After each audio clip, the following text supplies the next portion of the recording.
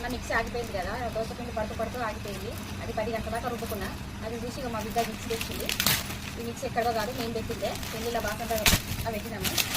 అది ఖాళీ ఉంది కదా అని తెచ్చింది. ఆమెకి కొత్త మిక్సీ కొని కదా, ఆమెకు అలాగే సంసారం పెట్టినప్పుడు ఇది వేస్ట్గా ఉంటుంది ఎందుకు అని తెచ్చిచ్చింది మాకు. ఓపెన్ చేద్దాం, ఇది ఓపెన్ చేసి ఇప్పుడు రుద్దుదాం మిక్సీ.